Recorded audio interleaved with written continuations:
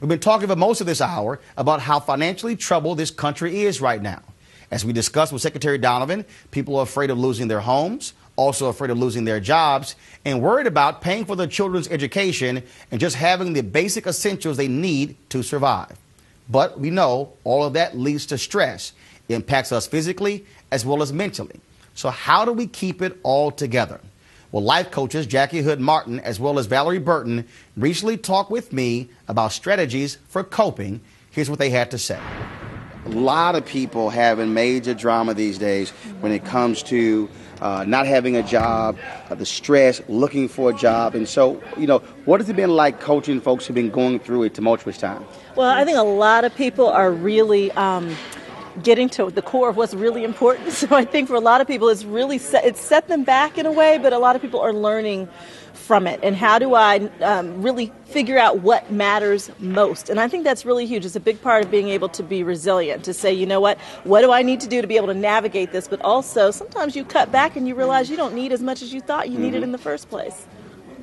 I agree. We find ourselves in a time now where we're asking ourselves the critical questions. What matters most? What's most important? How do I downsize my lifestyle? What do I need to do in order to make ends meet? And sometimes it means being creative, going back to something that was your hobby, or as we would often say, that thing that you like to do, but it's not really the main thing that makes money. So sometimes people find that being creative and creating jobs and self-employment opportunities out of what they believe is their passion now. But the struggle for a lot of people is that, look, I'm trying to do what's right, but look, money is tight. I got kids who are in school, and I'm trying to sit here. I'm dealing with stress in a relationship, and so that's also a huge issue. The stress on marriages in this difficult time. We see divorces skyrocketing, and so advice when it comes to maintaining a strong relationship when you're faced with a difficult economy. Yeah, so recognizing the people that you love are a part of that support system, and you don't want to turn on each other when you really need to be able to lean on each other. I think that's really important. Seeing also with that in mind, you have communication. Communication is a very big part of where do we go now?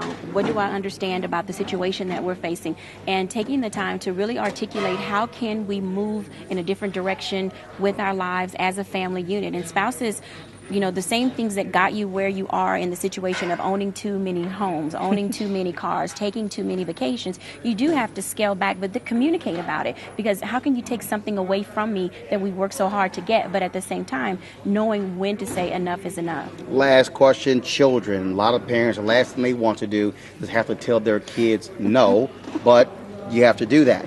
We're, of course, in this season. Halloween's coming up, Thanksgiving coming up, Christmas is coming up, and people begin to say, man, I wish I can do more. And so what do they tell a kid who's saying, look, times are tough, I can't give you what you want? What do they say? You know what, that's hard for a parent, but I think it's also a learning opportunity, and sometimes parents protect their kids and shelter them too much. And so it's not that you have to tell them everything that's going on, but if the reality is you can't afford to buy all those toys or you need to downsize, so be honest with let the what's going kids on. Be a part of that, because there's a lesson for them to learn that we can make it through this, but everybody has to scale back a little bit, and that includes the kids. All right. Yeah, I agree. You get to a place with your kids where you're saying, how many activities are you in after school? How many are you with in the weekend? And what amount of money is that coming out of our budget? And with no ability to replace those dollars, you say, make a decision, children. We have to talk about it, make some conscientious decisions and choices, and say, okay, well, I'll cut gymnastics and I'll cut ballet, but I really like piano, and that's what I want to do. I won't do soccer or baseball. Let me just continue with football. And so that way you give the children an opportunity to say, how can we contribute to the family by taking some things off the table, whereas taking everything away and then the whole household is miserable. So thanks to my wife, Jackie, as well as my good friend, Valerie Burton, for their insight and motivation. And be sure to pick up their books as well.